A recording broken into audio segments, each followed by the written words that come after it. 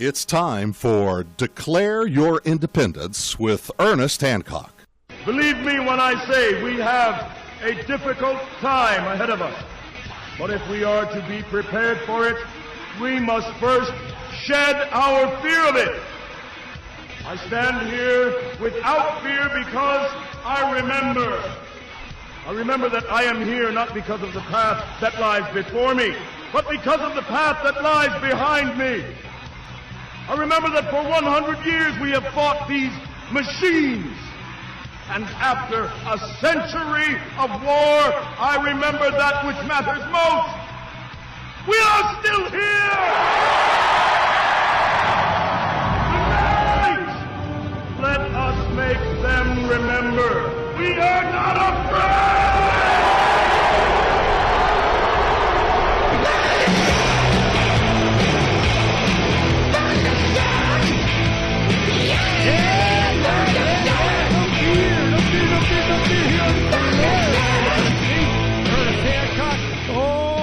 Another unafeared individual, Mr. Dan Dix from Press for Truth. Now, let me tell you how unafeared he is.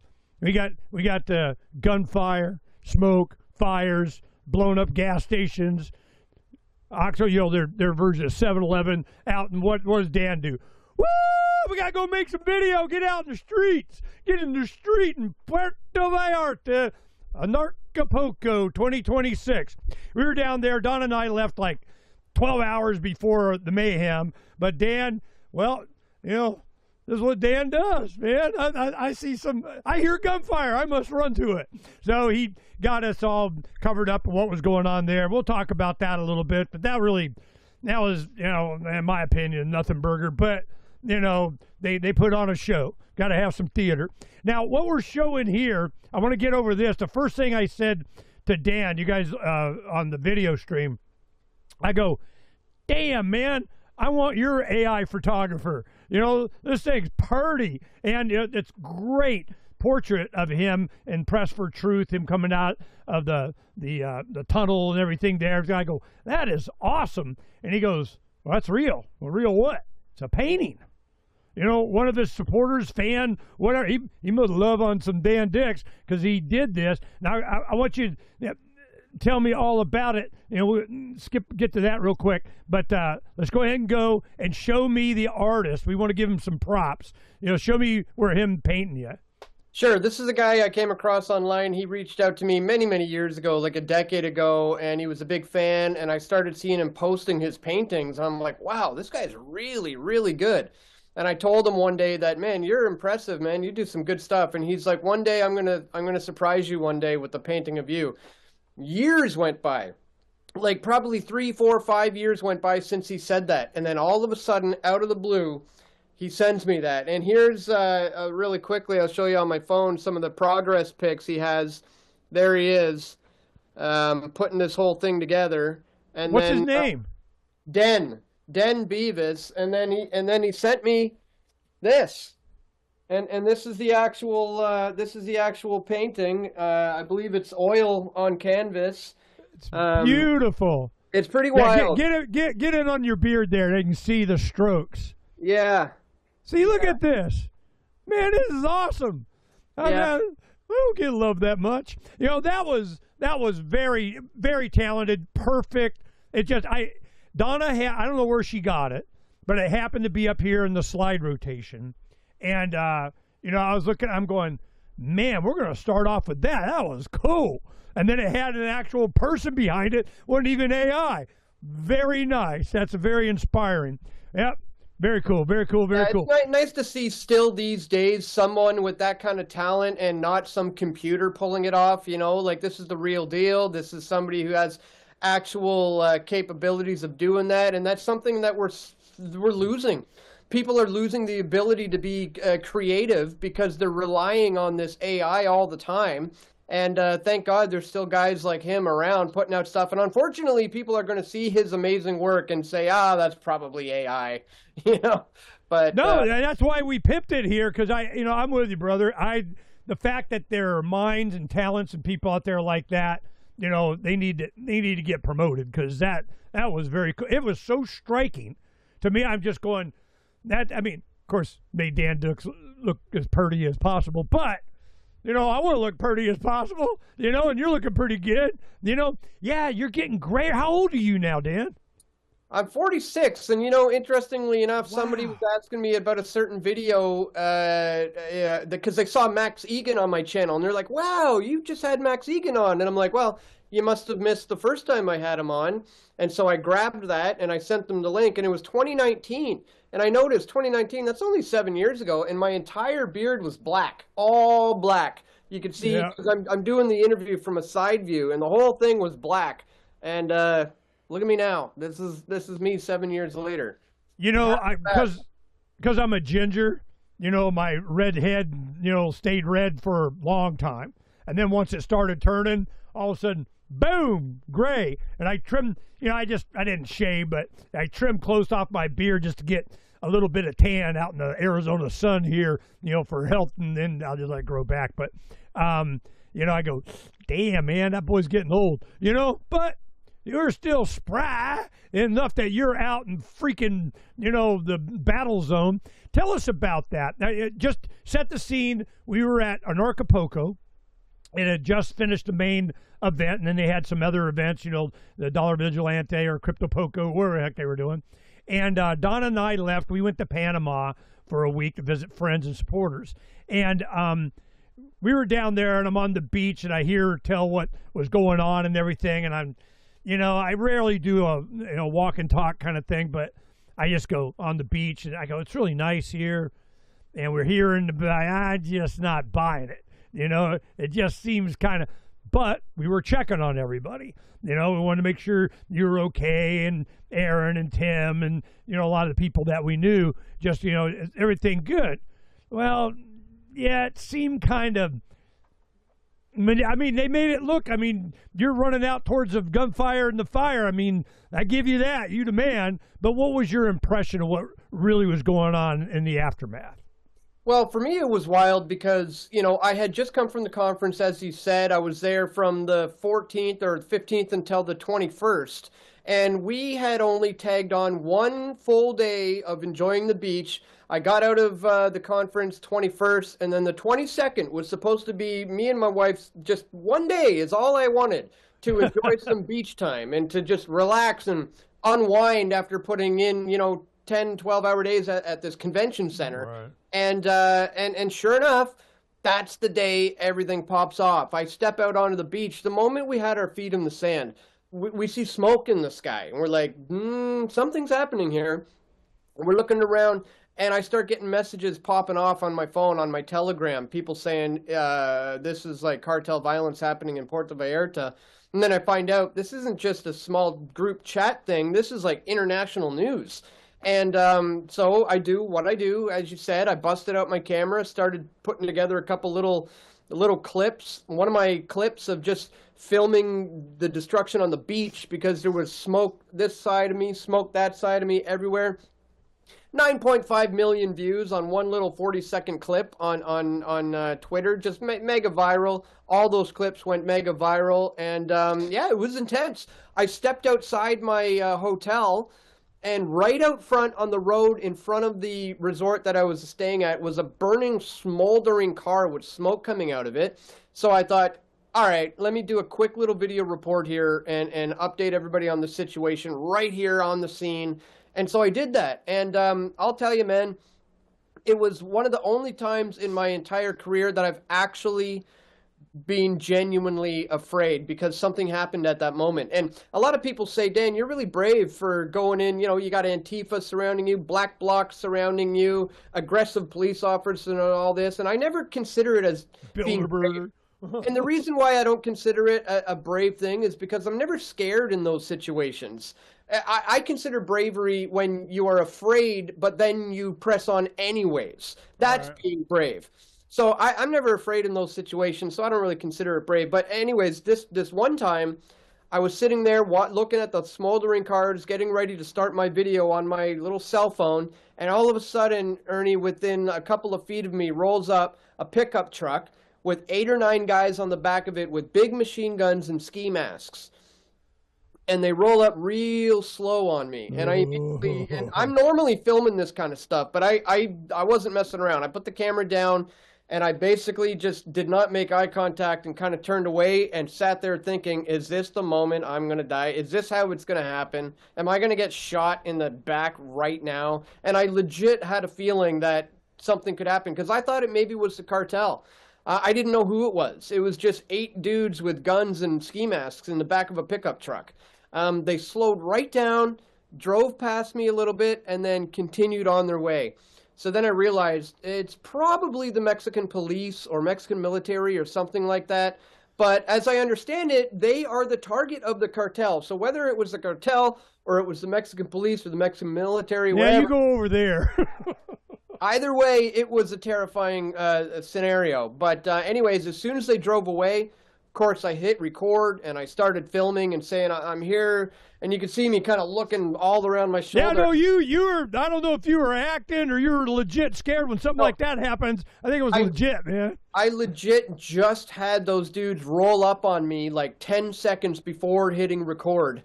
And that's why I was a little freaked out that there might be more coming or where those guys even were anymore. And so I quickly just started filming the thing, did a quick little video report right there on the ground so I could get it out to the world, and did exactly that. And I'm sure as soon as I got back into the hotel, my mom was very happy that I was no longer out in the streets of Puerto Vallarta during the cartel violence. So, right. Yeah, that was that was intense, no doubt. Well, in the end, I mean, there wasn't bodies stacked up like cordwood in front of whatever. What was the intent? You know, I know the Mexican military at the direction of Trump of whatever got some cartel guy, and all of a sudden now there's no more fentanyl in the U.S. or something, you know, but it's, I mean, they had their next guy picked before, you know, the fires died down, but it was, and I don't think that there really any sustained violence in Puerto Vallarta because that's where all the cartel's families are. You know, their mom lives there. They make sure you go be an ornery, they just kill you, you know? So I'm like, this is not, it's theater. They're demonstrating something. What was it? What do you think the message was? Well, the bulk of the destruction probably lasted on that one day for maybe 6 hours, you know, maybe 8 hours tops. That was the max of it. And then, like you said, it was pretty much done with after that. You know, everything got right back to normal the very next day. It was like smooth sailing, almost like it didn't even happen anymore. And when you consider the fact that they were targeting like gas stations that were causing these massive fires, it seemed like it was more for the theatrics with the burning of the cars. You know, I've gone through this kind of stuff before. Like I made a documentary about this burning car here was all done for show in order to provide the excuse to clamp down on a group of protesters back in 2010 at the G20 in Toronto. And this felt similar after the fact that it does seem like the burning cars, the Oxos, the, you know, cars in a parking lot of a Costco, all this stuff was kind of meant for the theatrics of the photo op opportunity. Now, why they're doing this, you know, I'm sure it's multifaceted. I'm sure there's, yeah, Trump's been talking about for a long time about, you know, eventually linking up with Canada. And I've even made documentary films about the North American Union, Canada, US, and Mexico joining together. But you got to think about the Mexican people as well. I'm sure that this is still going to be used in the coming weeks and months to help them usher in digital ID, you know, more security, surveillance, more cameras, all that kind of nonsense, by just being able to point at the previous footage of the burning cars and say, look, this is too dangerous. We can't have something like that happen anymore. We need to track, trace, database everybody. We need to have more cameras on the streets. And I think something like that could be used as an excuse to do so. But geopolitically, on the grand scheme of things, you know, I don't really know what the whole true scale of the intent really was. Made you look. You know, I mean, it was, you know, I tell you, when it hit me, it was an immediate gut reaction when I looked, you know, I guess across the bay or something from where like Jeff and Max were. And I just had Berwick on, I don't know, a few days ago, you know, talking about this too. And Acapulco keeps getting hurricaned, earthquaked, and CIA don't go there. Kind of go to Puerto Vallarta. This happens the day after we're supposed to have gone into a round. I mean, it just ew. It's just we've been covering this kind of stuff. You and I and our friends down there. It's just it's quacking like a duck, man. I mean, I can see. But from my perspective, when you looked at the shoreline from across the water, you could see that it was a fire, fire, fire, fire, fire, fire. It's almost like it was equidistant. They were probably a quarter mile, half mile from each other. You had, this kind of Gaza look thing, World War II kind of. It was theater. I could recognize. I know what this is. There's a statement of just images of something, and so immediately I was calling BS on it. But and then we get confirmation. You got to talk to the taxi drivers. You got to talk to the Uber guys, the chefs, the maids, the concierge, the valets, and in Acapulco, they're really tight with the community down there and work with. So I'll just wait and talk to Jeff and Kat and you. And I'm going, yeah. I mean, we were there, but we left right before this stuff happened. So it just seemed false. It just seemed not real. And then, of course, it didn't seem like it had legs. There was, they didn't want to cover it. The lamestream, they sure as heck didn't want to use Dan Dick's footage. And that's one thing, when I called and talked to you go, damn, man, that went viral. Now, first to social media wins. You get a big giant bump in all things Dan Dick's. I did actually. It was pretty wild. There was well over 20 million views in just the one day, which led to over 110,000 new Twitter followers in one day. I had 64,000 followers up till that point, which took me 14 something years to get, and then I get doubled that in one day. So that was pretty wild. I wasn't expecting that at all. But then, well, whatever false flag who did this, they done effed up and elevated Dan Dick's Press for Truth. Na na na na na. And then the very next day, the interview requests started pouring in, and I literally spent the entire day doing interviews. I was on all sorts of big alternative media platforms, mainstream media platforms. I did Alex Jones' show 3 times, like twice with Alex and once with his other guy in the newsroom. I did Luke Rudowski and Owen Schroyer and Viva Fry and Mike, the health ranger, Adams, a whole bunch of other people as well that I'm forgetting right now, and some mainstream outlets as well. I was on TV in England, TV in Australia. There was like Sky News. There was it's Australia. Probably 2 or 3 different ones. And it was interesting the different type of coverage that I was getting from the mainstream outlets compared to the kind of questions that the alternative media was asking me. Like you are asking the right kind of questions, whereas the mainstream media was just really like, tell us how bad it is, and and it was like, were you terrified? How did you feel? What did you check your blood pressure? I mean, just tragedy, tragedy, tragedy, and oh my God, we're so afraid.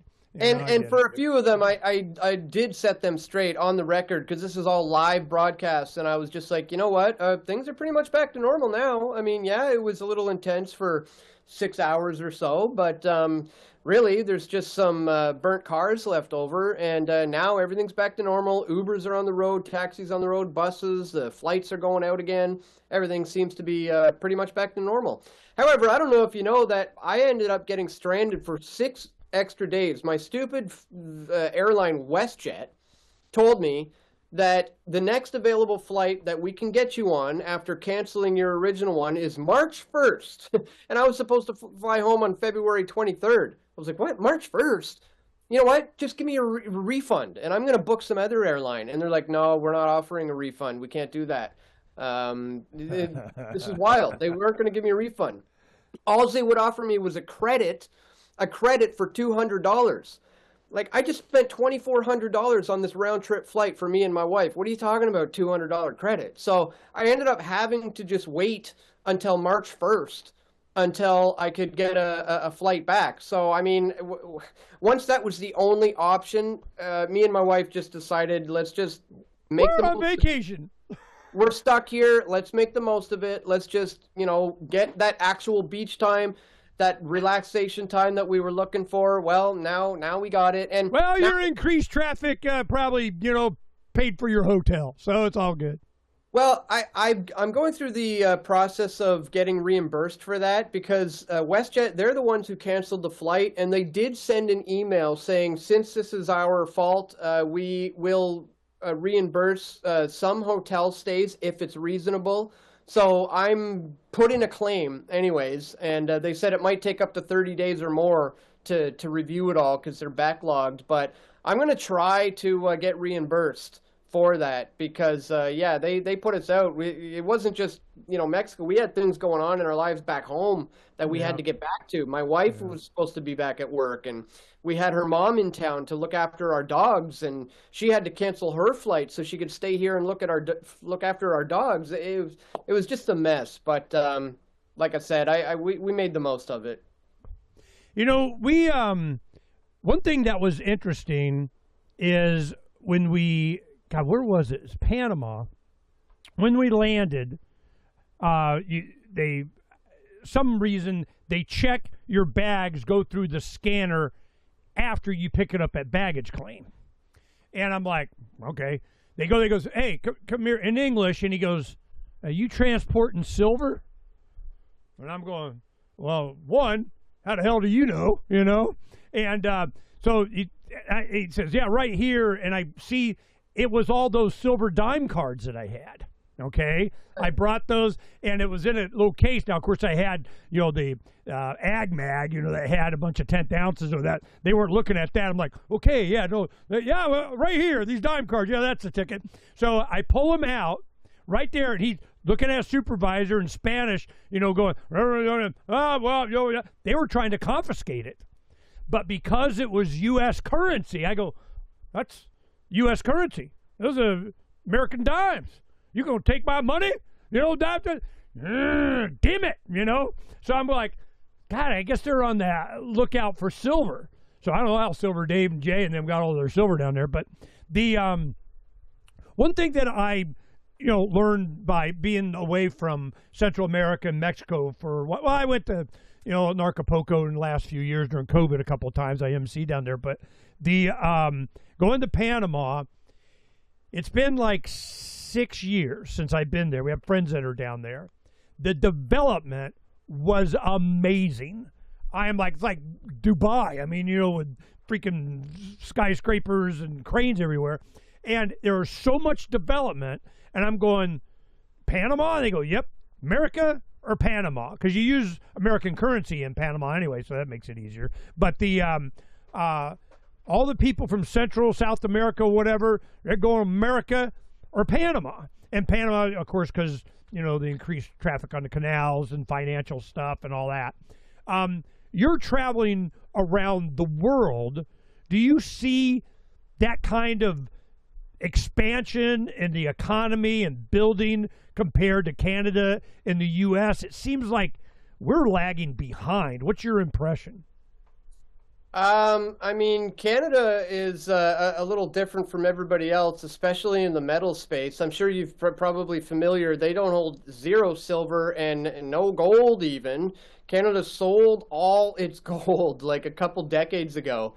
It was like the stupidest move, you know, you would think for a country to do, but they have zero reserves in their back pocket. That's all long gone.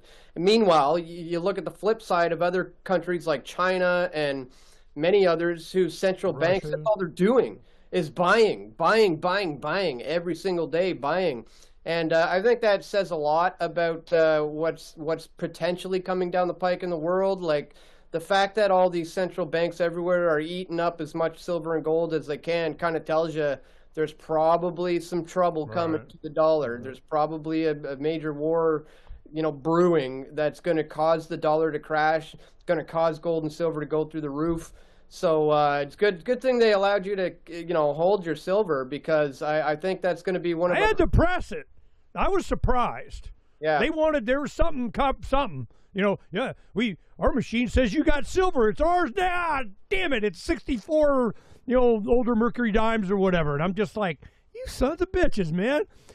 Now, do you think you got Alberta going for this petition? They got enough signatures to put it on the ballot to secede from, Canada? Is that a legit thing? What do you think?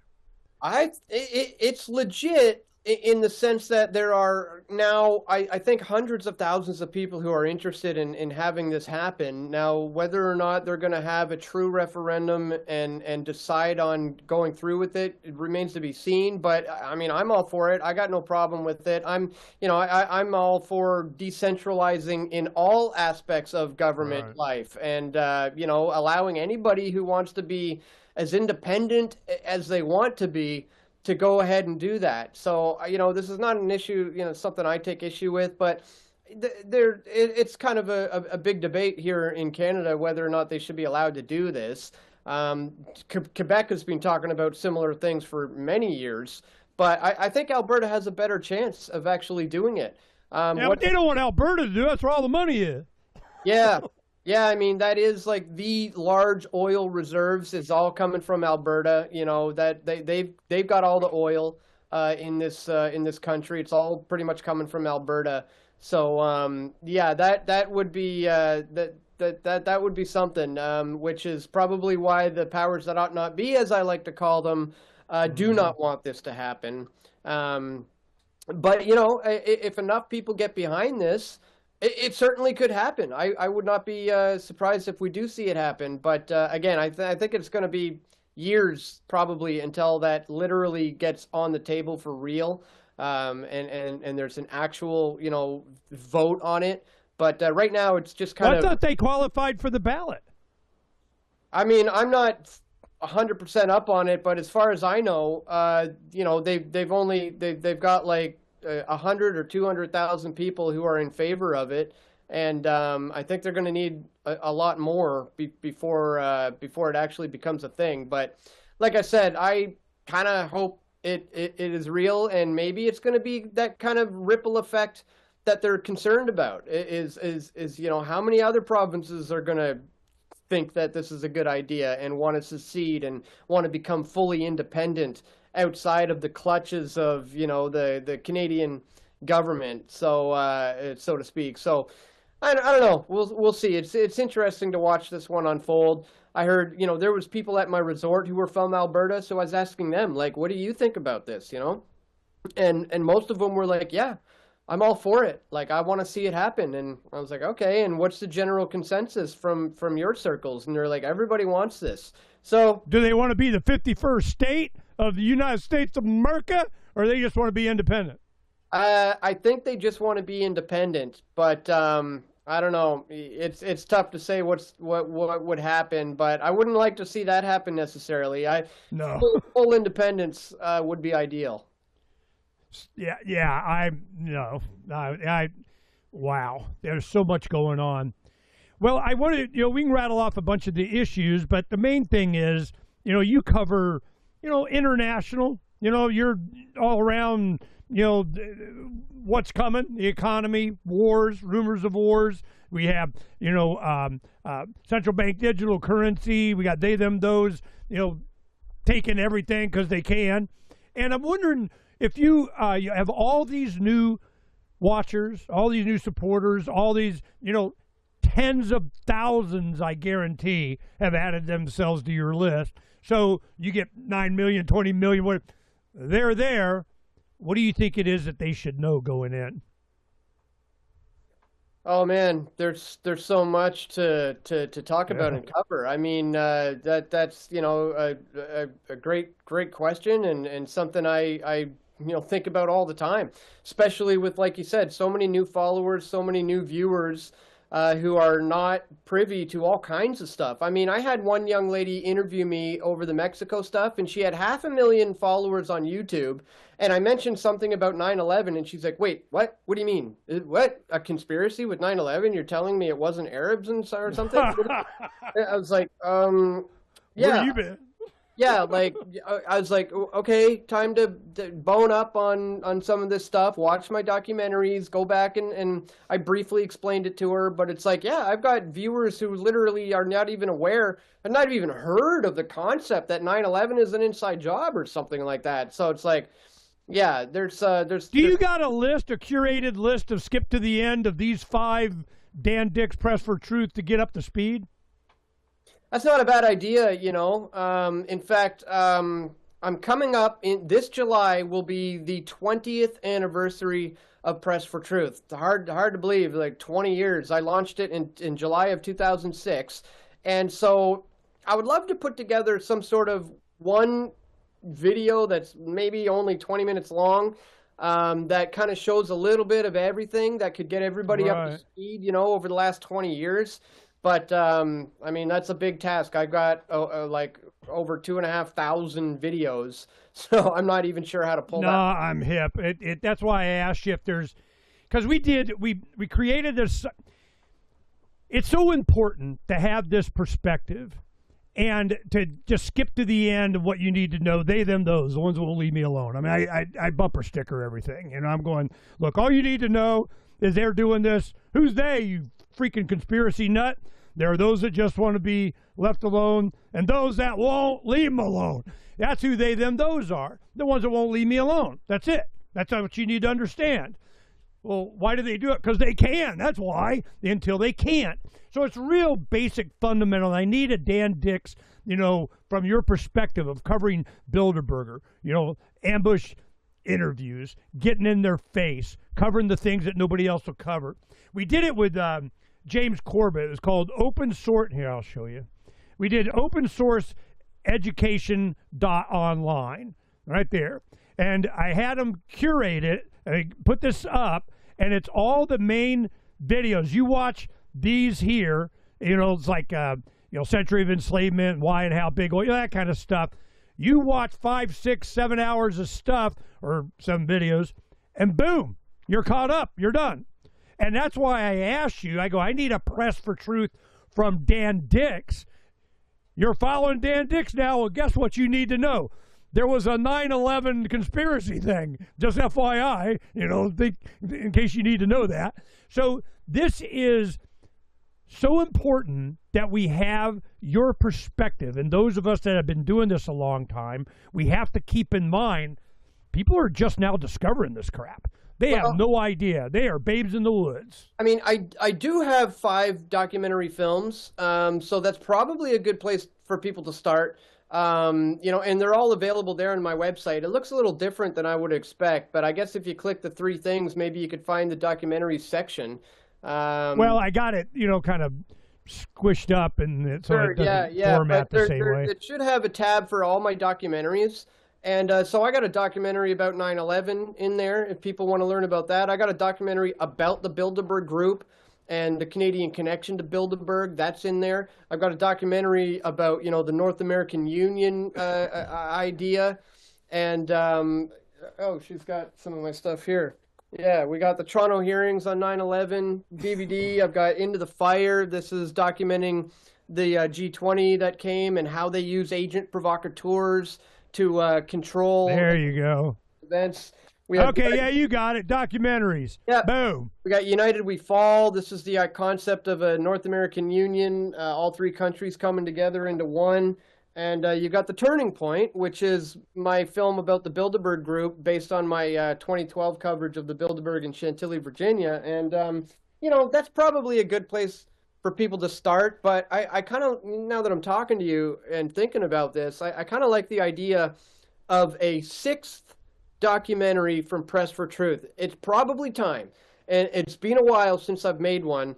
And maybe the 6th one could be something that involves the big picture. Right. You know, the 20 years of my experience all lumped into a 2-hour film or 1.5 or whatever it's going to be. that really outlines, all of this stuff in a concise one kind of place. Well, I just sent this PressForTruthCA /documentaries to Donna to put up and pimp it, because this is exactly what I was talking about. They need to know what you know, or your perspective. And if you can do a, primer, half hour, 6 hour, whatever, multi-mini series or something, of this is what all you newbies, and even I would title it for the newbies or something to let people know, look, we got a lot of new people. I just need you to get up to speed, because damn, here she comes. What do you think's coming?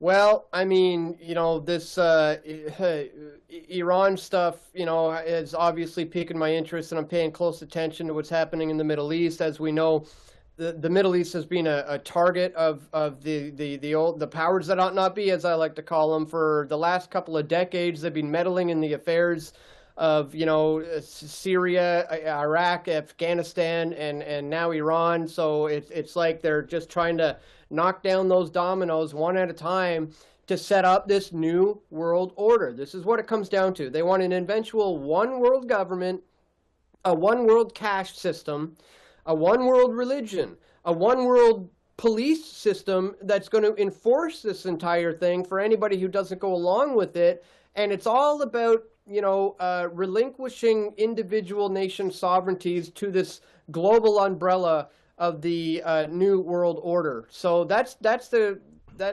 end game agenda. That's the centuries old goal that they are going for, and it's accelerating. I mean, at this stage of the game, they could achieve this overnight with the right kind of war.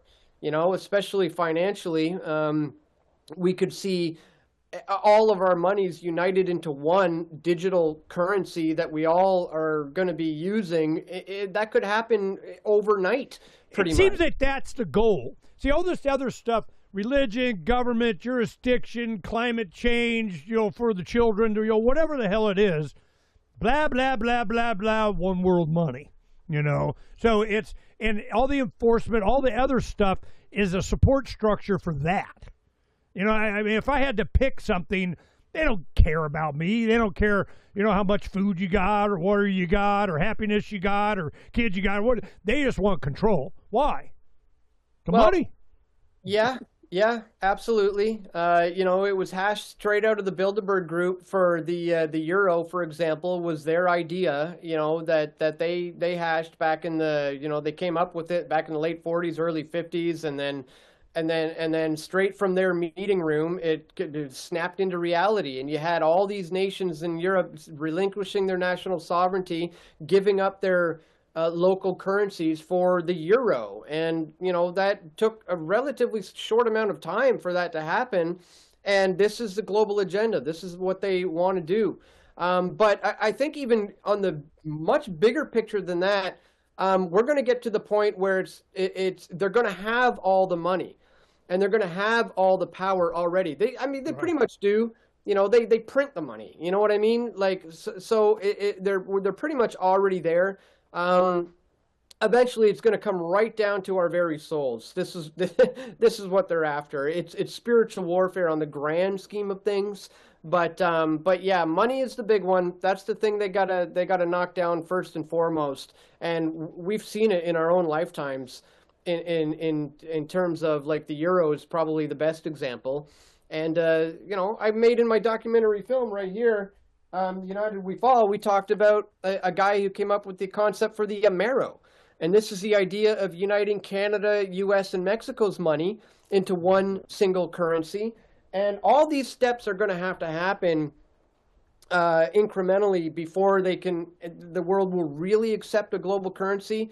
So we're in that stage now, where they're making it happen incrementally, one step at a time.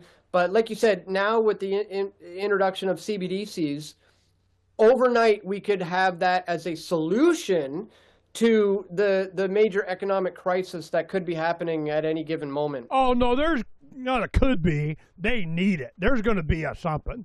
bank holiday. It's kind of your money. You can't have it now. It's the wrong color script. It's got the wrong name. It's got the wrong bank, the wrong something. You're not doing it right. And you want to be able to, put food on your family, right? Well, sign here. And it's always you got to sign. You got to agree. I totally agree.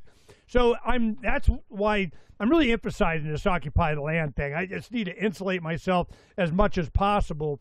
It even got to the point yesterday we decided I'm digging a root cellar. I got the tractor out there burying, doing whatever. And the reason was we didn't plan on doing that now. We didn't even plan until now to really start planning or getting the chickens and all that kind of stuff. But it was like September, October, Donna and I go, yeah, we got to deal with this food thing. And then it got to, I go, we need a freezer and we need a place to put the preserves and store it. Yeah, we need a root cellar. Well, got a tractor, let's get on her, So it's just, it's that pressing to me. When I worry about something, it tells me that I need to do something. I need to do something about it. Worry is a sign that you need to do something. And because I like my sleep, me and sleep are buddies, I don't want to sit there worrying about it. All right, I got once begun, half done, out there doing it and getting ready. What do you think people should be getting ready for? Because you're near Vancouver, right?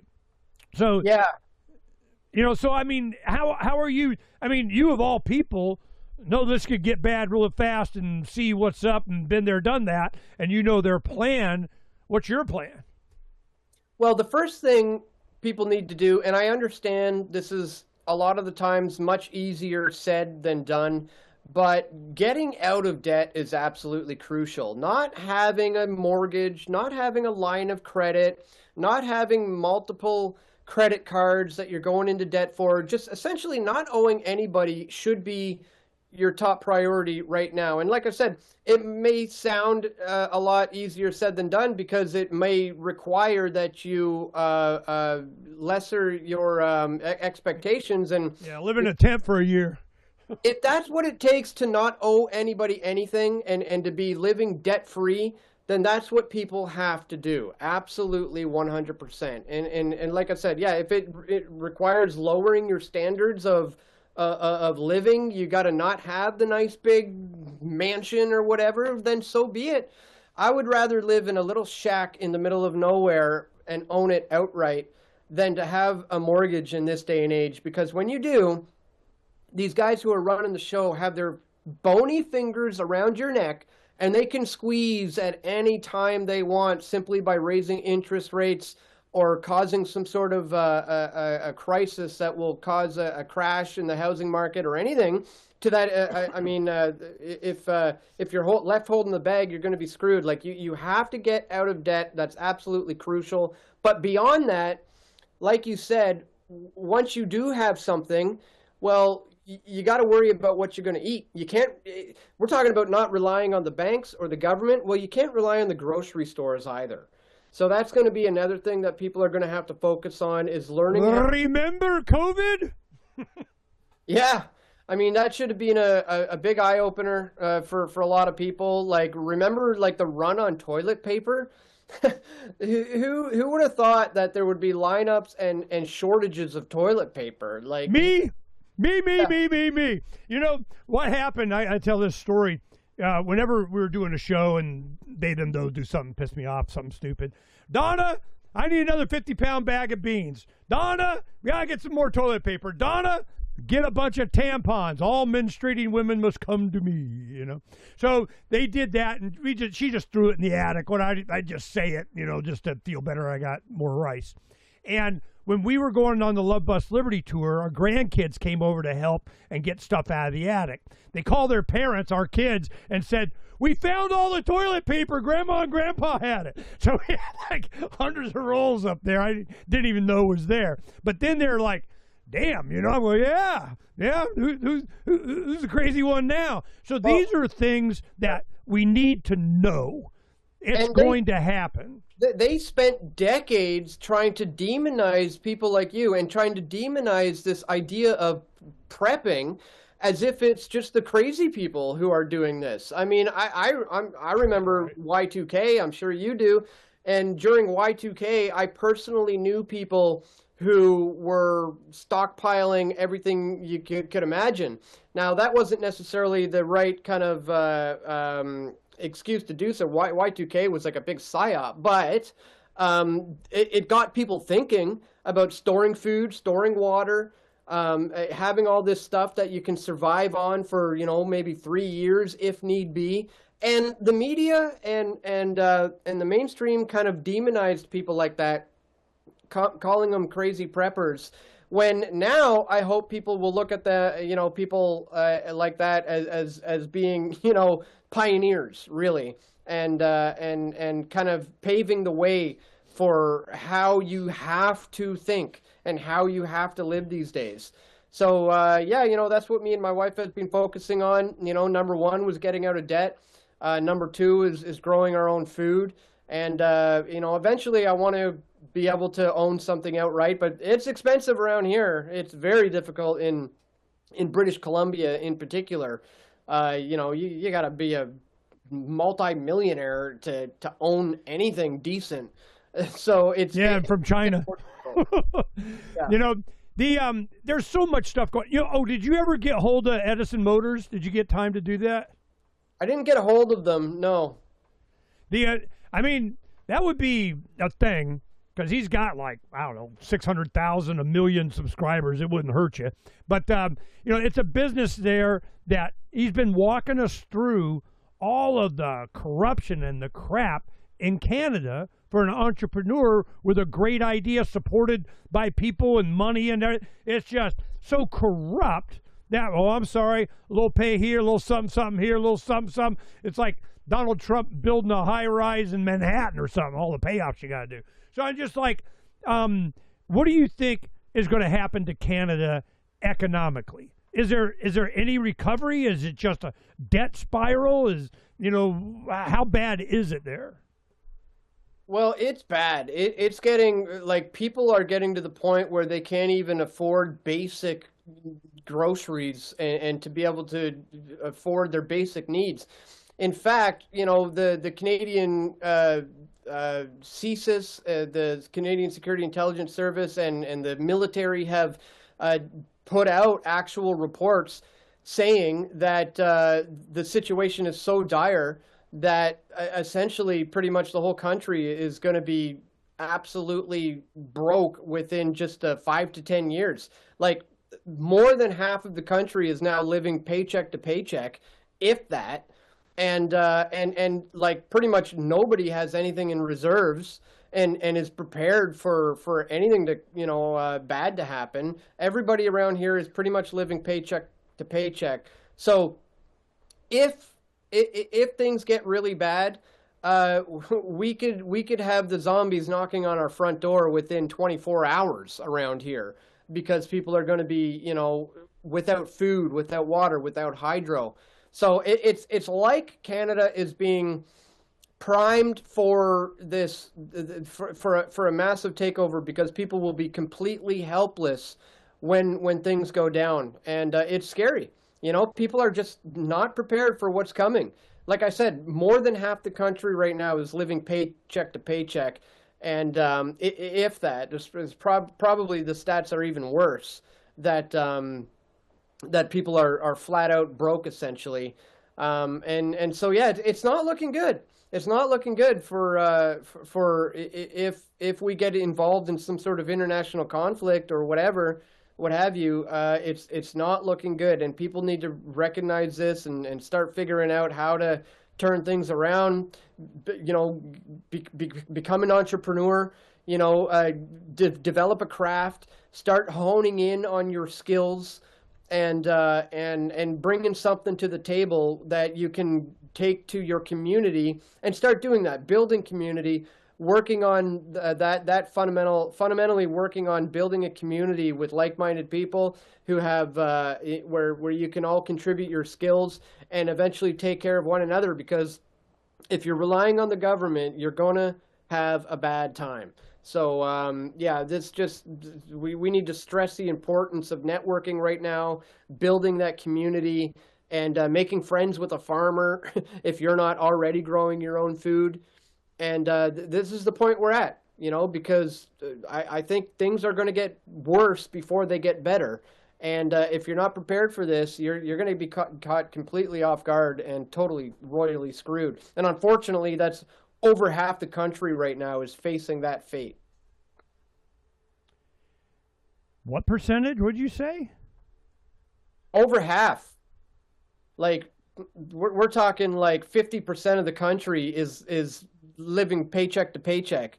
And like I said, I think it might even be worse than that. You know what I mean? It's brutal what's happening here. Like, I know all kinds of people personally in my own personal life, people I know personally who are absolutely struggling to even cover their basic, grocery needs. So it's a lot worse than kind of economists are saying. I think it's pretty dire.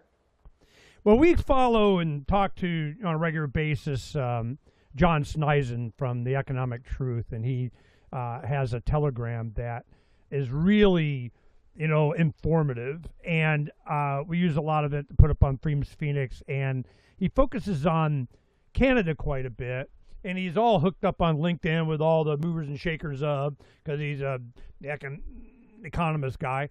Well, what happened, he started listing all the banks and what their liabilities are, and how when he goes, and they're going to go, and they're going to go, they're going to fold, they're going to bankrupt, they're going to get merged into whatever, and it starts happening.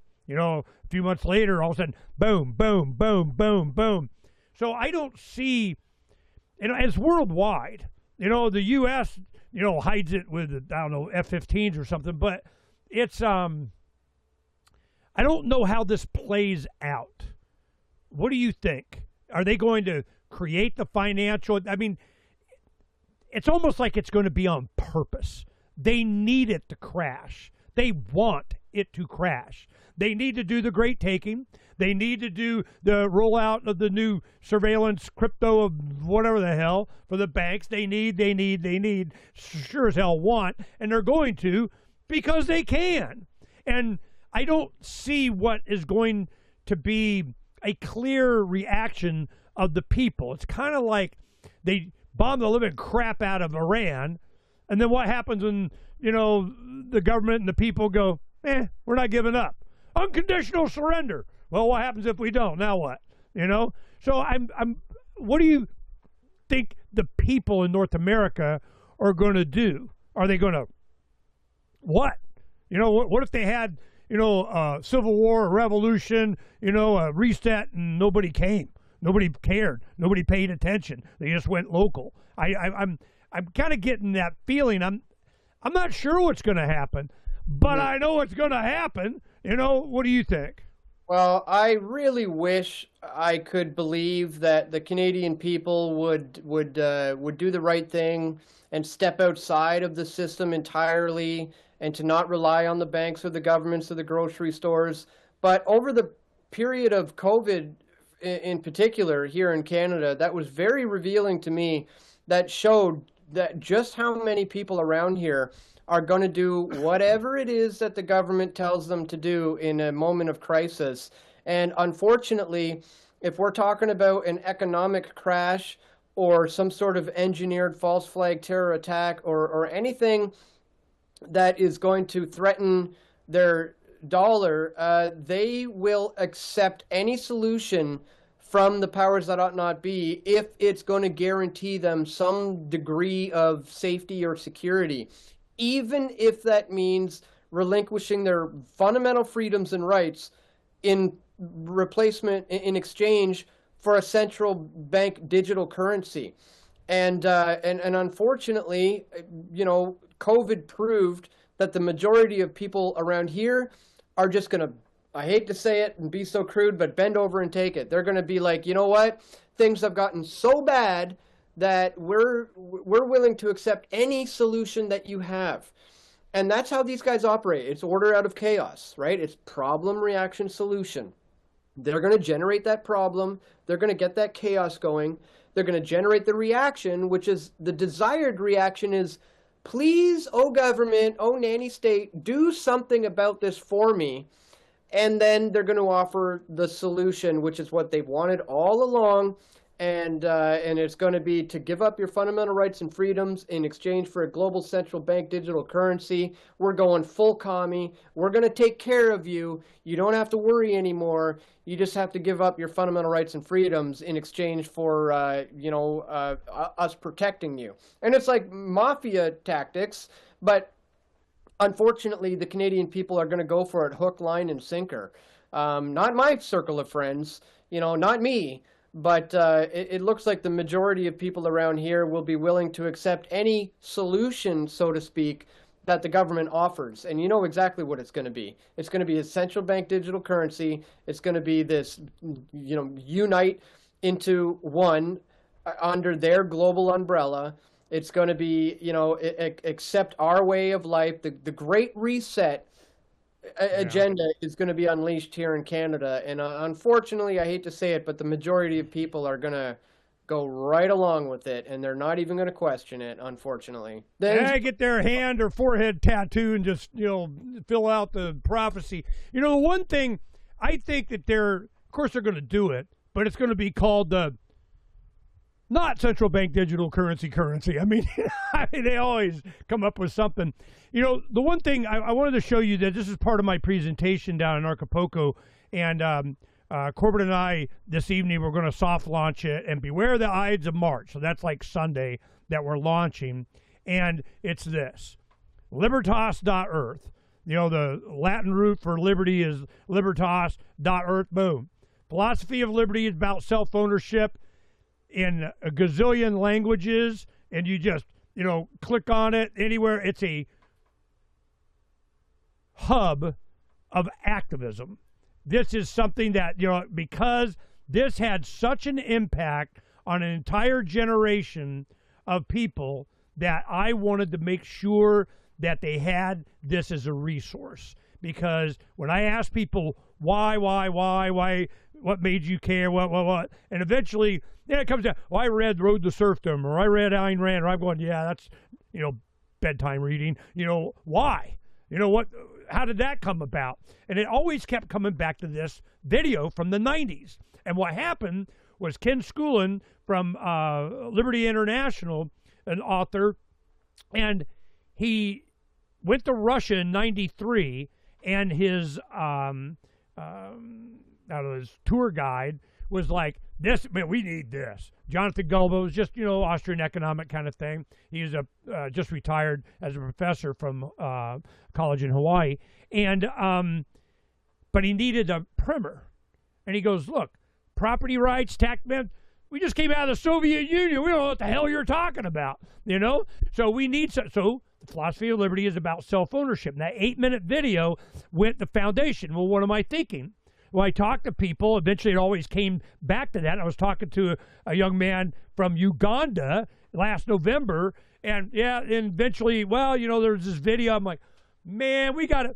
And the reason is because it's so fundamental and basic. You implant a splinter in their mind. It's about self-ownership. And if you can get that, because we did it during Tahrir Square during the Arab Spring, we dumped 4,000 videos in their format there, on Tahrir Square, and it blew up in the Middle East. And they just, oh, hell no, we don't like that. And Mossad, did their thing with us. But we've done it in Spanish here in Arizona.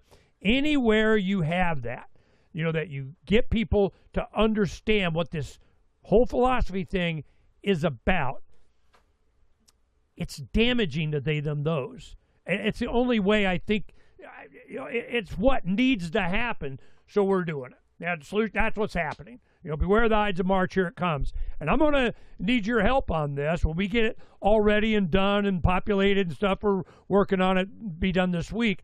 I'm going to go to all our contacts around the world, pip this, because it's in IPFS. They can't delete it. They can't, there's already doing IPFS again. Oh, freaking man, shut them up. I keep telling you guys, this is exactly why they can't censor it. And the reason I thought of that and to bring that up was on your site here, you're got BitChute. Now, we met with Ray at Anarchapulco, and he's going to feature the Philosophy of Liberty thing on BitChute. So I'm like, woo, we will make sure it goes on to all the BitChutes, and they're loading that up now. Content Safe, Matt Raymer out of Indonesia, Malaysia, wherever he's at, and Miranda's doing the site. We're setting it up right now with a focus on BitChute, because why do you use BitChute?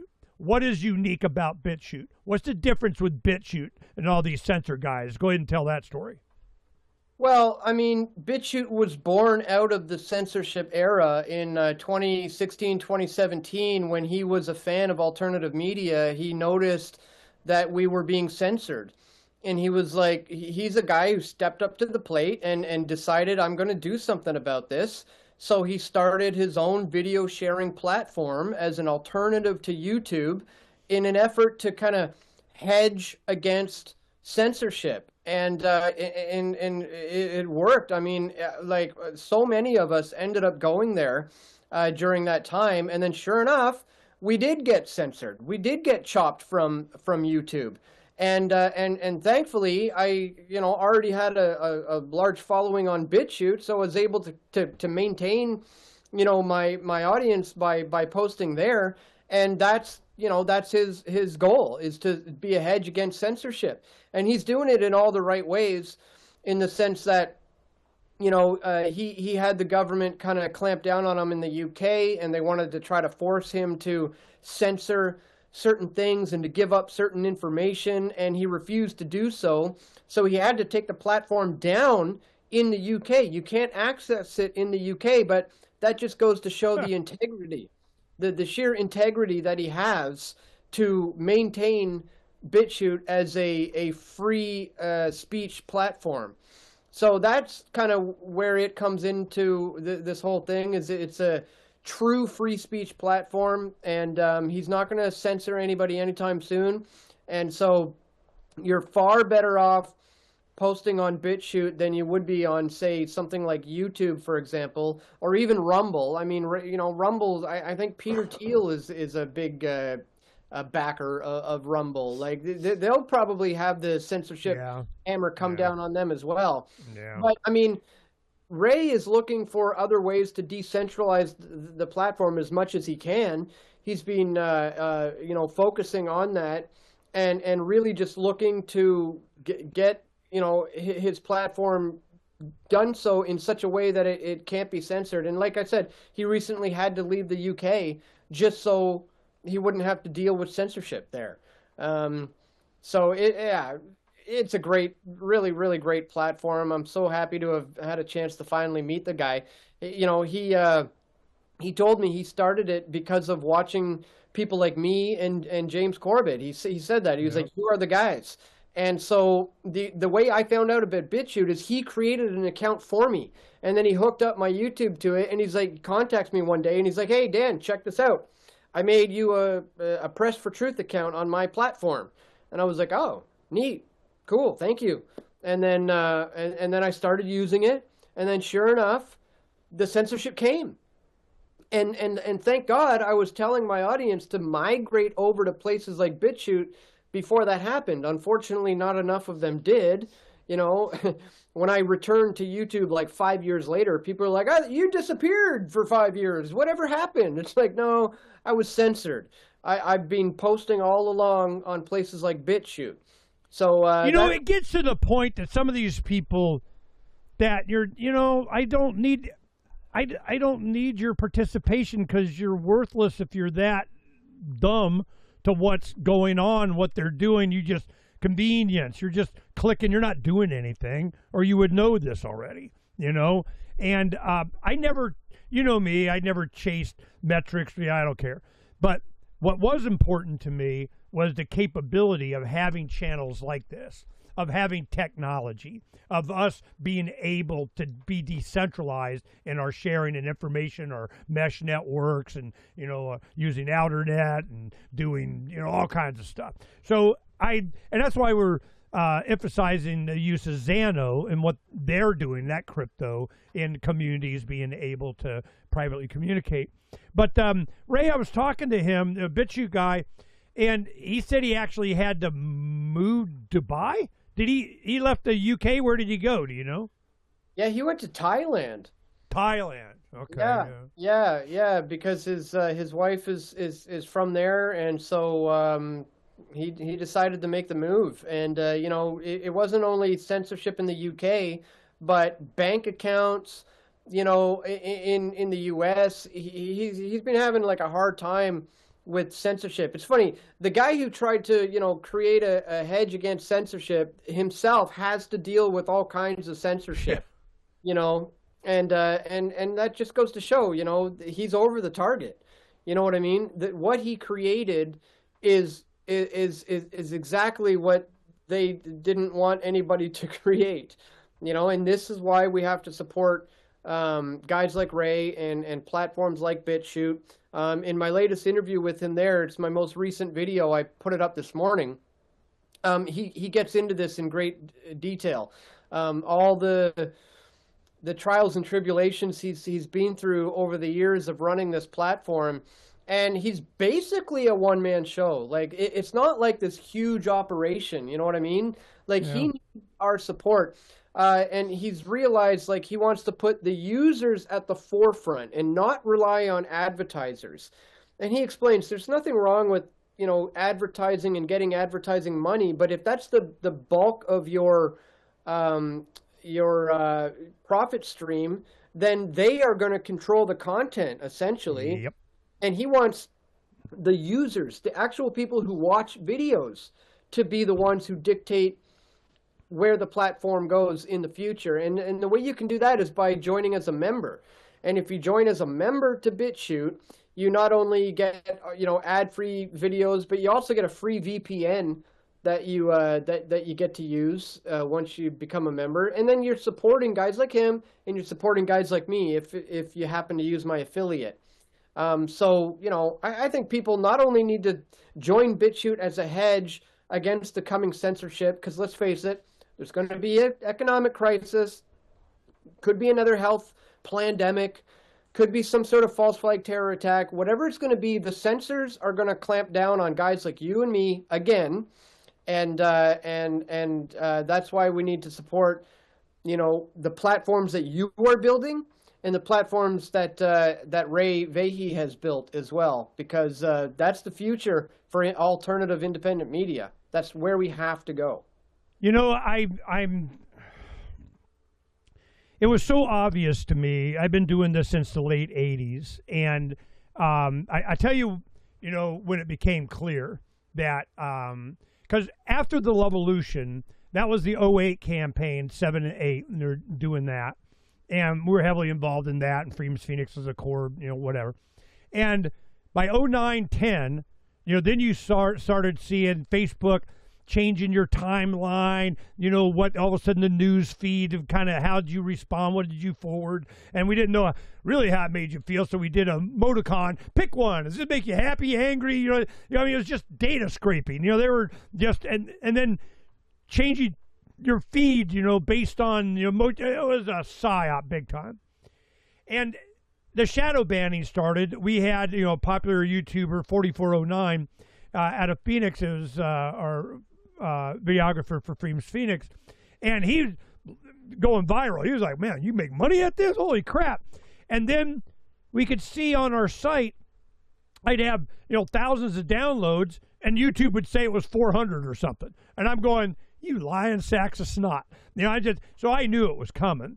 Well, that's when we started focusing. I'm screaming about, it's ones and zeros, man. How hard is this? Apparently hard, I guess. You know, that I can just store ones and zeros and anybody can access it. So when the IPFS thing came up, Derek, you know, Derek Slopey, our IT guy, whiz bang, he goes, I think this is what you're talking about. So we developed that. And then Josh Segerson came by World Alternative Media. He stopped by my home in Phoenix because he had a layover going to Canada from Vegas something. And that was when we were going to Anarchapulco a few months later, and he was all excited. It was around Christmas time, and he goes, I'm 100,000 subscribers. Woo, I'm off and running. I go, you're screwed now. That was a cutoff. You hit 100,000, man. You're you know, they won't. I go, young man, in his early 20s, you're screwed. where's your website? Well, you got PressForTruthCA. He didn't have a website. He just had a YouTube channel. And I'm going, you are so done. What Derek did is took you, Luke Radowski, Josh, and we downloaded your stuff on the IPFS just to show that we could, had it sitting there, and then later he's like, hey, Ernie, do you still, yeah, what's it worth to you now? You know, now you guys making fun of me. You know, it's like, here comes Ernie saying IPFS again. Well, this is the reason why. This is my presentation at Acapulco. You know, we're talking about Occupy the Land, so on, but I went, that was like 20% of it. I go, this is why. And my question, I go, what if you knew? What if you knew? What if you knew this was coming? What if you knew?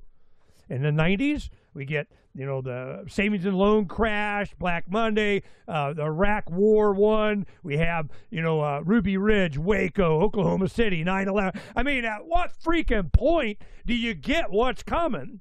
Well, then we get in Dan Dix and the guys covering Bilderberger, starting to, you know, get the receipts, starting to show exactly who, when, where, what on the street.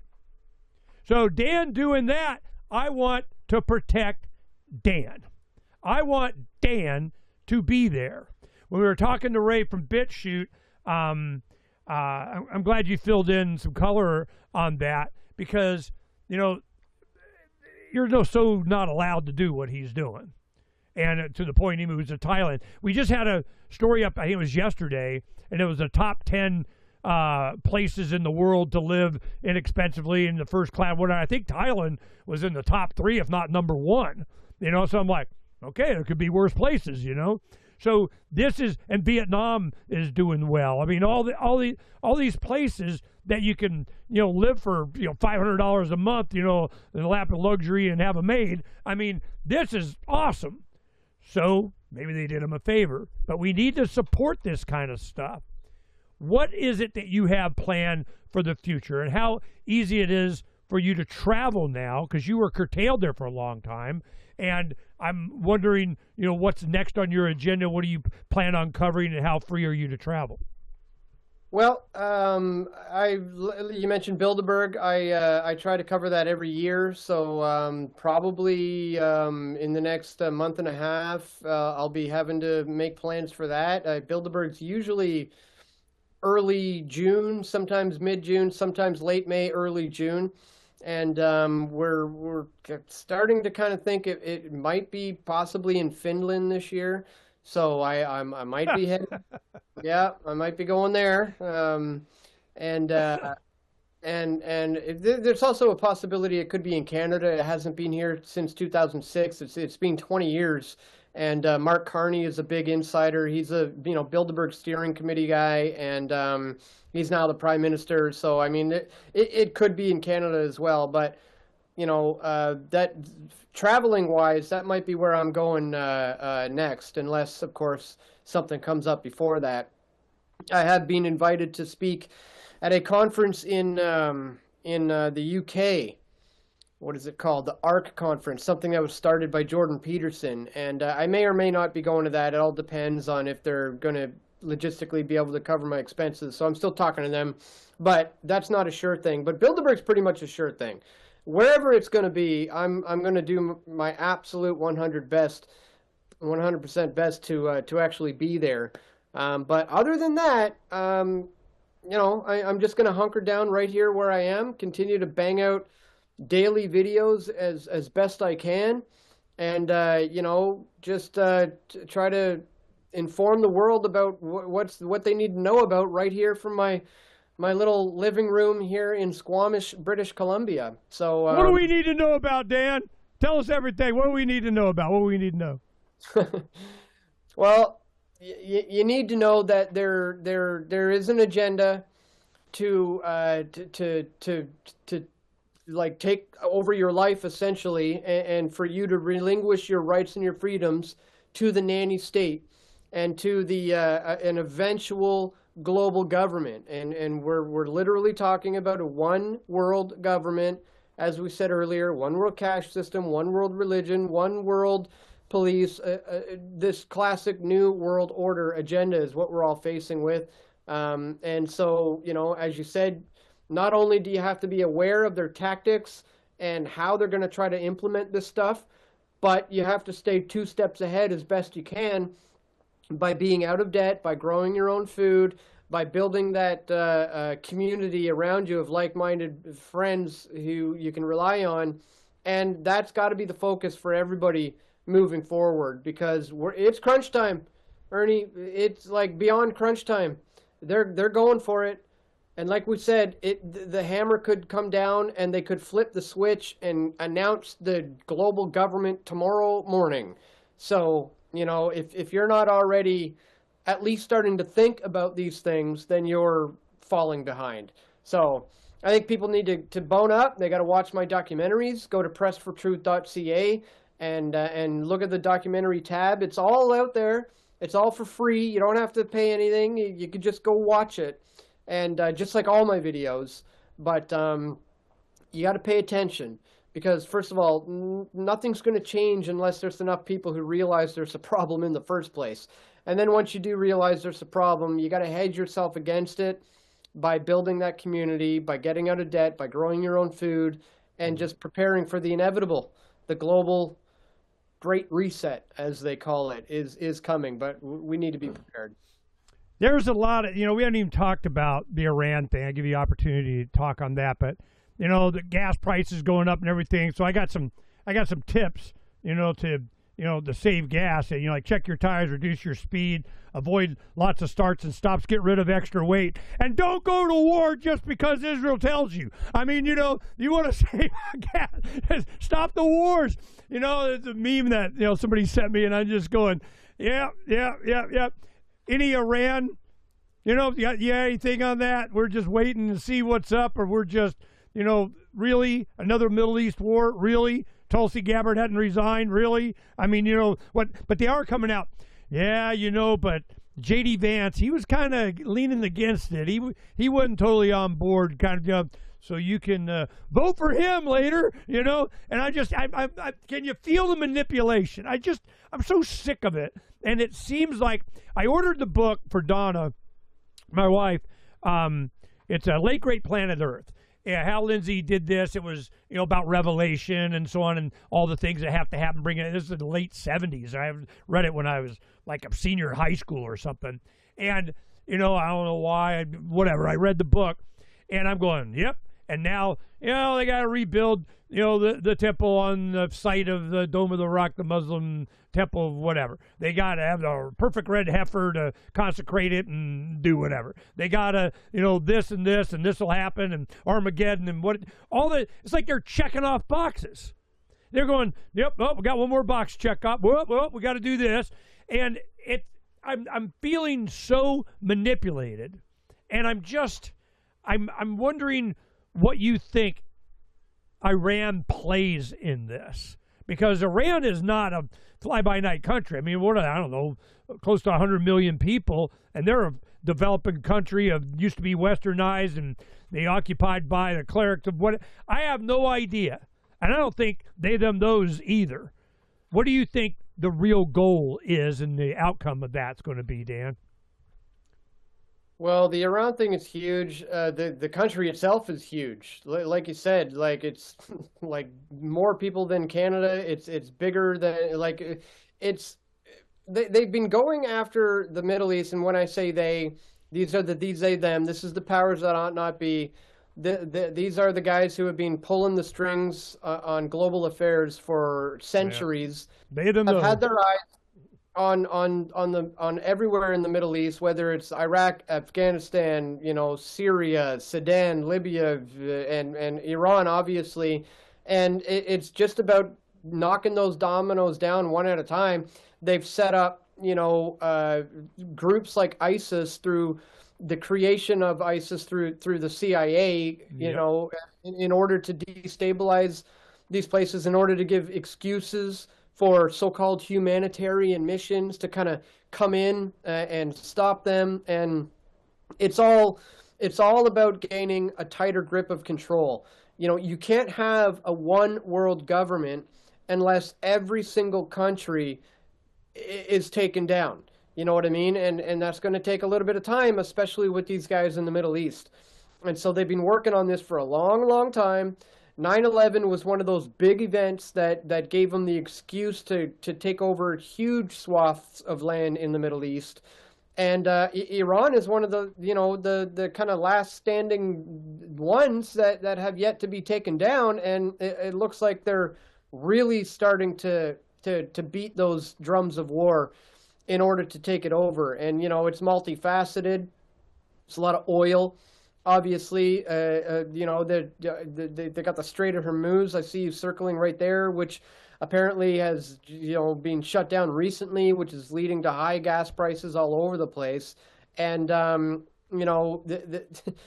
this is pretty much what it comes down to. You getting a Rothschild-controlled centralized bank in every country in the Middle East, and essentially setting up puppet regimes and so-called democratic, I would call them democratic dictatorships that can be controlled by the powers that ought not be. So, Iran is on the chopping block right now, and it has been for decades. Like what we're seeing right now is the result of a back and forth battle that's been going on for decades.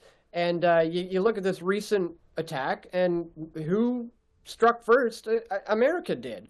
As I think the Secretary of State Marco Rubio said something about he had the understanding that Israel was going to strike, and so they figured, Iran's going to retaliate and attack some American bases, so let's just go ahead and attack them first. Mental gymnastics. Yeah. Mental gymnastics. Attacking them has been the plan all along, but you have to have some sort of excuse to do so, because the world isn't just going to be okay if you just out of nowhere attack a country like that. So they have to create this boogeyman that they have nukes. They're calling us the white devil, and they're going to use their nukes. This is the same line Bibi has been saying for over 30 years now, that they're a month away from having nukes. They're just weeks away from having nukes. Decades and decades have gone by with Iran attacking no one.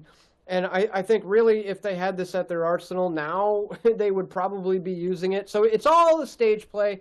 It's all a bunch of nonsense for them to get in, take it over, install a puppet, and continue on with their agenda of to what end? Why Iran? What was, the prize there? Was it just they were, a thorn in our side of just not capitulating? I mean, why do we care? Well, we shouldn't, and the America should not be the global police here to go around and try to stop big bad so-called boogeymen. But that's who they have. That's the part that they're playing right now, and again, it's geopolitically, it's for the oil. It's for the general control, but on the grand scheme of things, it's all about working towards that end game agenda of a one world government.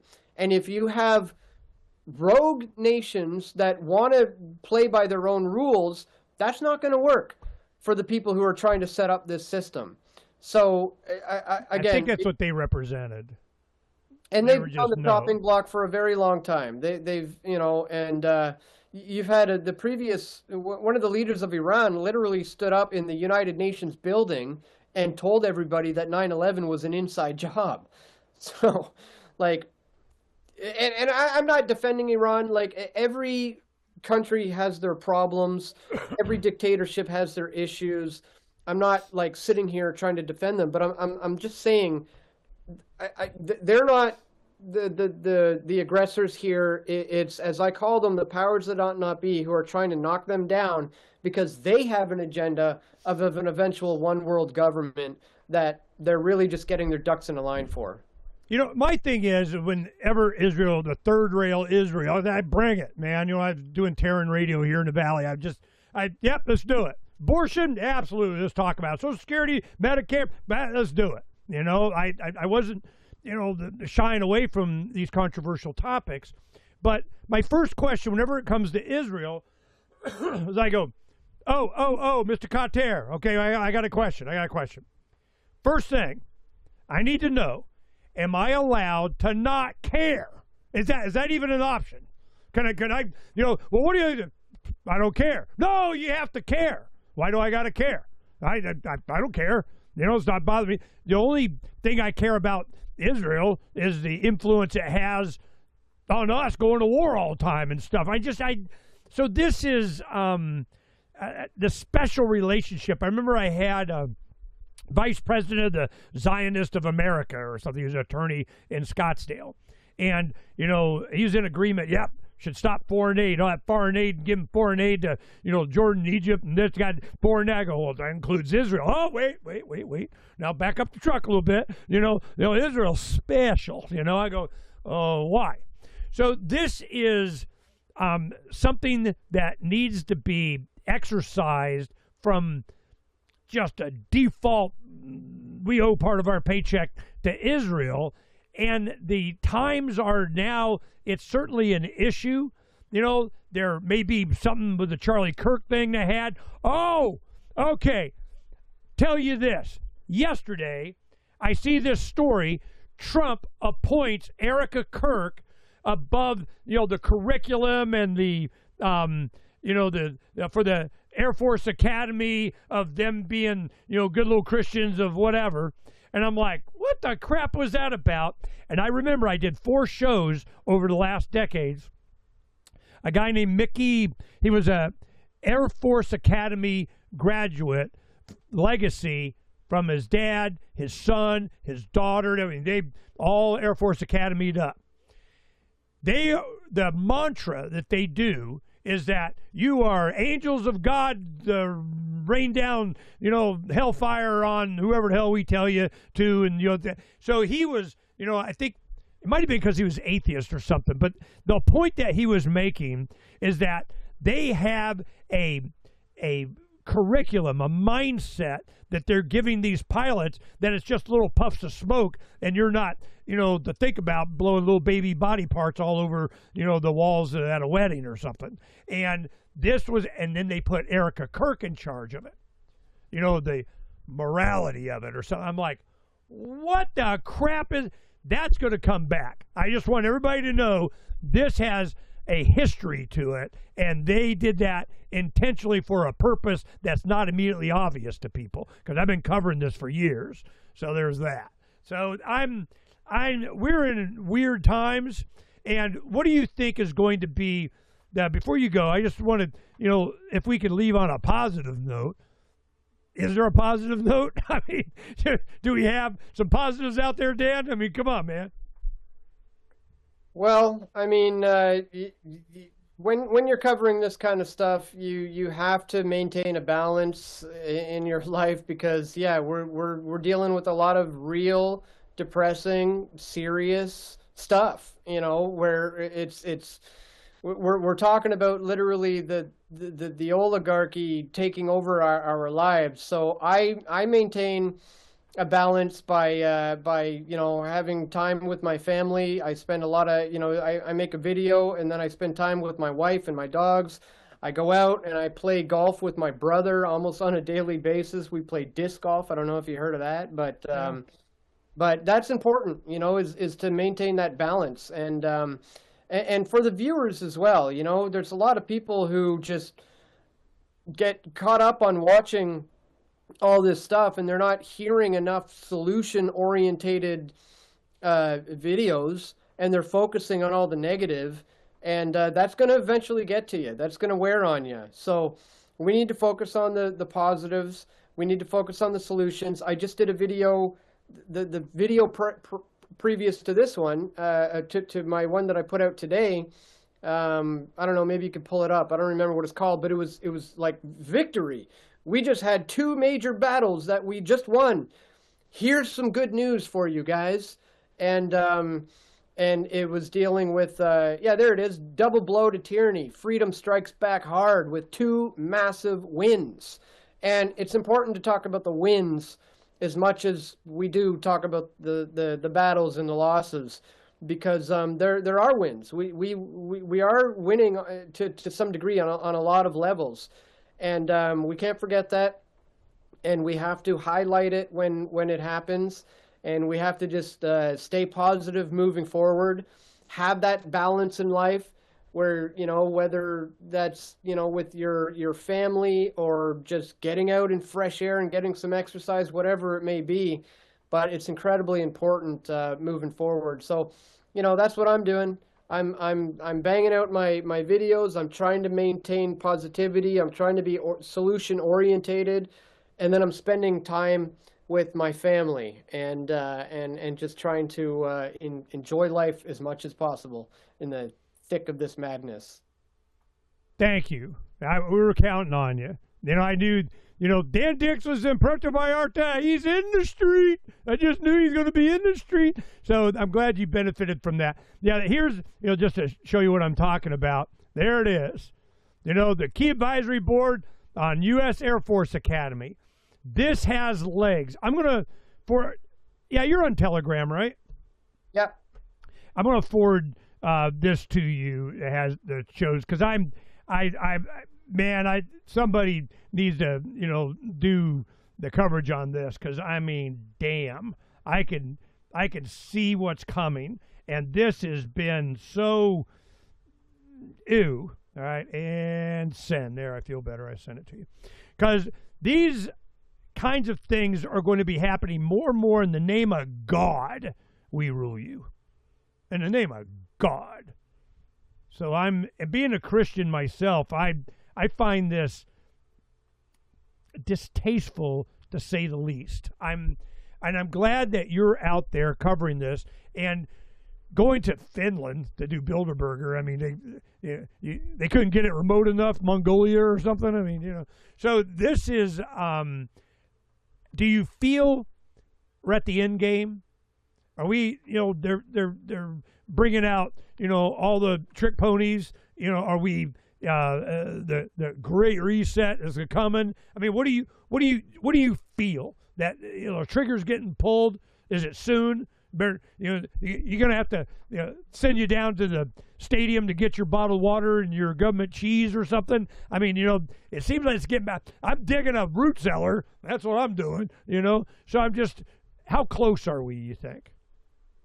Well, one thing you can do is to, as a Christian, we can look to biblical prophecy. It's all been laid out. The whole agenda has been already, talked about. You look at in the book of Daniel, the dream that he interpreted for Nebuchadnezzar showed all the nations and the empires that would come from the Babylonians to the Medo-Persian Empire to the Greeks, to the Roman Empire, to the eventual end times, which is represented in the feet of the statue in Nebuchadnezzar's dream, which is 10 toes, representing a time where there's going to be 10 essentially rulers, 10 world leaders. So I don't think we're quite there yet, but these are the signs we need to pay attention to for when the real hammer is going to come down. And so how much time we have, that's anyone's guess. But that's why I ordered The Late Great Planet Earth, is for my wife to read it, because it had a big impact on me, 40, 50 years ago. Kind of what if you knew, And I'm going, you really need to read this, kind of, because she's, very Christian and, believer and reads a lot of Christian. I go, well, read this one. And then you go, damn, because it's coming. And it always, if you read the Bible like historical reference, and it's a lot like reading Ayn Rand Atlas Shrugged. It goes into the character of the people, the sociopathic kings and queens and rulers and, the goals of and whatever. And certainly the New Testament, answer to a higher authority, not of this world, principle, witness, parable, testimony, not coercion or force or whatever, which makes Christianity a threat, to a lot of these other religions. So it's just, once I hit, retirement age, I got older, I'm not the kid anymore. And you're not the kid anymore either, Mr. Gray. I just say it. So so it's gotten to where we need to share. And I'm glad you're there. It is so important. Dan Dix, Press for Truth, the documentaries, go check that out. And we are much better off to have this perspective so you understand what's coming, why, and the solutions. Because you're not going to stop it and you're not going to fix it. You have to evolve past it. You have to create a parallel society. You have to do it right. You have to be principled, clear, truthful, and raise your own damn kids and quit giving them to the government to do it. Just saying, you know. Dan, thanks for coming on, man. Give out your favorite sites for them to go to, and we'll call it. All right. PressForTruth.ca is the best place to go. At the top there, it has some of the platforms that I'm on, but if you go to PressForTruth.ca/subscribe, you'll find, you know, all of them. And there you could see my Minds, my Rumble, my BitChute, my Odyssey, and then some of the social media that I'm on. But PressForTruth.ca is the best place to go. And obviously, make sure you follow me on BitChute. That's you can find that in that top link and the most recent video as well. But and yeah, watch those documentaries. And if anybody wants to contribute to my efforts, of course, you can go to PressForTruth.ca/donate as well. It's all there on my website. So thank you so much, Ernie. It was great seeing you again last week or a couple weeks ago now. And you keep up the great work too, my man. Yeah, say hey to your wife. And you know, it was a pleasure hanging out with you guys. I, you know, wish we had more time, but you're a big add to every event and everything that we do, and Puerto Vallarta definitely demonstrated that. Thank you very much. It's always great to talk to you, man. Peace, brother. Thank you, man. Take care.